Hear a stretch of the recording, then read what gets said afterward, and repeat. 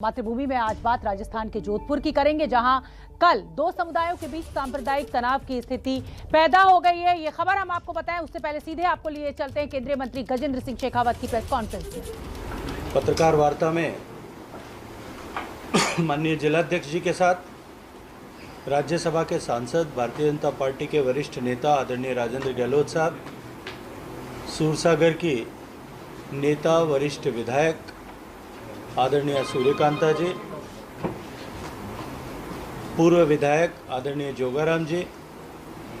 Bharatiya Janata party के प्रदेश उपाध्यक्ष आदरणीय प्रसन्न मेहता जी, भारतीय जनता पार्टी के नेता आदरणीय अतुल बंसाली जी, पूर्व महापौर आदरणीय घनश्याम ओझा जी, उप महापौर देवेंद्र सालेचा जी, क्षेत्रीय विशेष जहां ये घटना हुई उसके पार्षद श्री सुरेश जोशी जी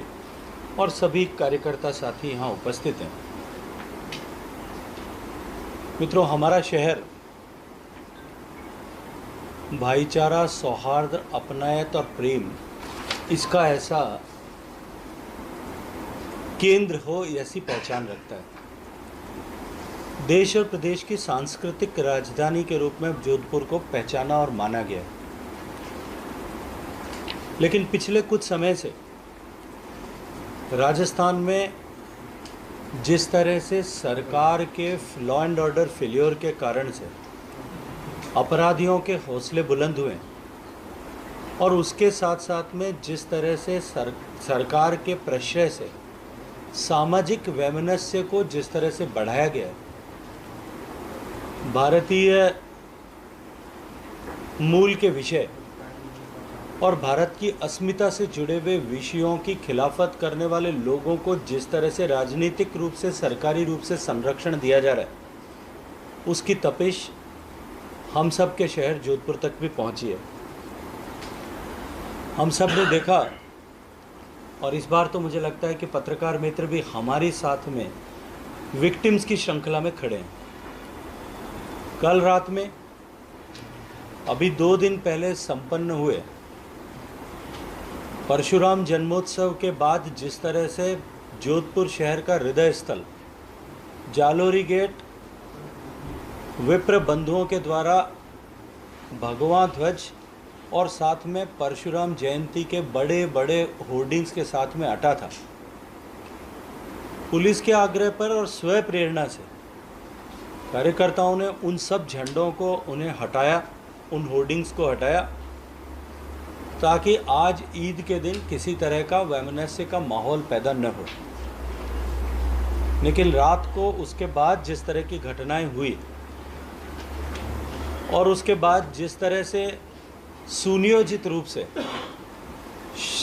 स्वतंत्रता सेनानी बालमुकुंद बिस्सा जी की मूर्ति के ऊपर काला और हरा कपड़ा और टेप लपेट करके एक मजहब विशेष का झंडा वहां लगाया गया, बड़े बड़े लाउड स्पीकर्स रोड पर लगाए गए, कार्यकर्ताओं द्वारा उस झंडे को बालमुकुंद जी की मूर्ति के अपमान न करने के चेतावनी देने और उसे हटाने का आग्रह करने पर उनके साथ जिस तरह से मारपीट की गई, मारपीट के बाद में एक राय होकर के जिस तरह से वहां हमला किया गया, पुलिस चौकी पर पथराव करके पुलिस चौकी को तोड़ा गया, गाड़ियों को क्षतिग्रस्त किया गया। लेकिन जब पुलिस वहां पर बड़े जाब्ते के साथ में पहुंची तो बजाय उपद्रवियों को खदेड़ने के पहले पुलिस ने ऐसे लोग जो पीड़ित थे, उन्हीं पीड़ितों के ऊपर लाठीचार्ज किया और उस लाठीचार्ज में कई पत्रकार मित्रों को भी चोटें लोना पड़ा। पुलिस के अधिकारियों ने बिना देखे सोचे समझे पत्रकारों को और अन्य लोग जो वहाँ मौजूद थे, जो इस तरह की घटना का प्रतिकार करने के लिए, घटना को रोकने के लिए वहाँ एकत्रित हुए थे, उन सब के ऊपर ये लांछन लगाते हुए कि ये शराब के नशे में धुत हैं, उनके ऊपर लाठीचार्ज किया गया, बेवजह पीटा गया। पथराव निरंतर हो रहा था और उस पथराव के कारण से बहुत सारे लोग चोटिल भी हुए। जैसा अभी माननीय जिलाध्यक्ष जी ने कहा, एक ही तरह के पत्थर जो या शायद किसी योजनाबद्ध तरीके से, और ऐसा मैं इसलिए कह पाता हूं क्योंकि अभी पिछले दिनों में जिस तरह से प्रदेश में करौली से लेकर के अन्य स्थानों पर जिस तरह की घटनाएं हुई है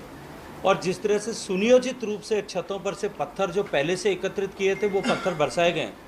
ऐसा प्रतीत होता है कि इसी तरह की मंशा के साथ में तैयारी पहले भी की गई थी और जो है पथराव हुआ। रात भर पुलिस प्रशासन के साथ में बातचीत और वार्ता का दौर चला और वार्ता के बाद में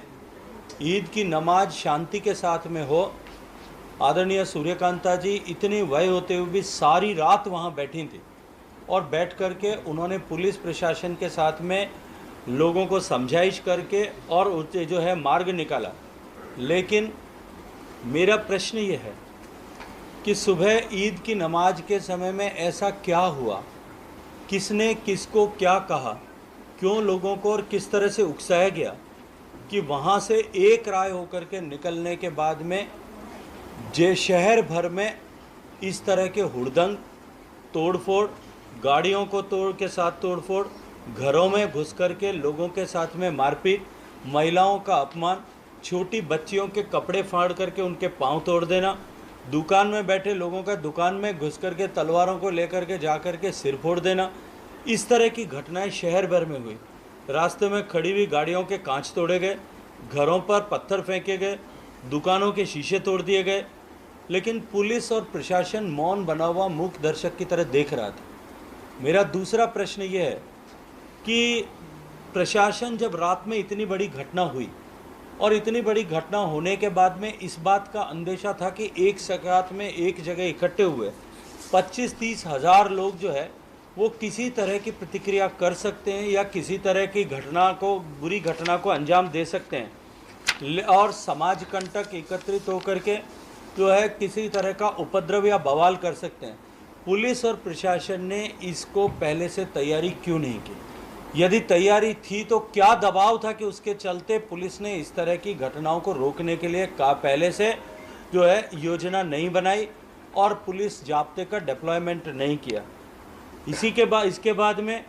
सरे राह चलते हुए गांछा बाजार के एक युवक के पीठ में मोटरसाइकिल पर पीछे चलते हुए छुरा भोंक दिया गया।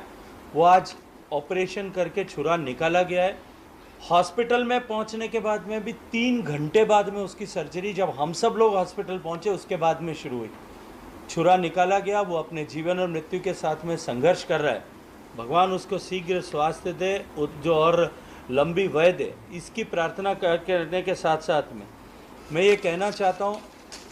कि जिस तरह का तांडव जोधपुर में हुआ है, जोधपुर में कभी इस तरह की परंपराएं नहीं रही है,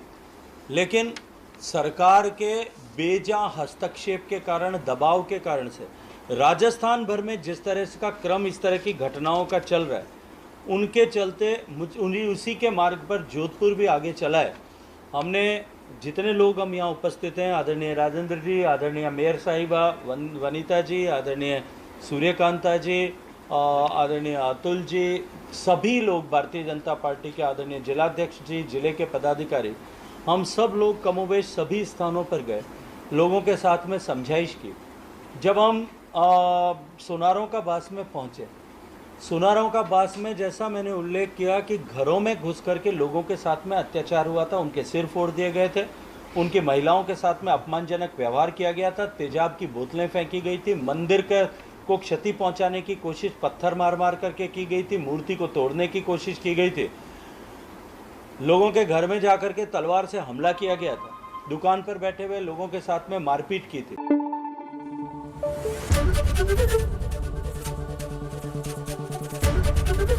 एबीपी न्यूज आपको रखे आगे।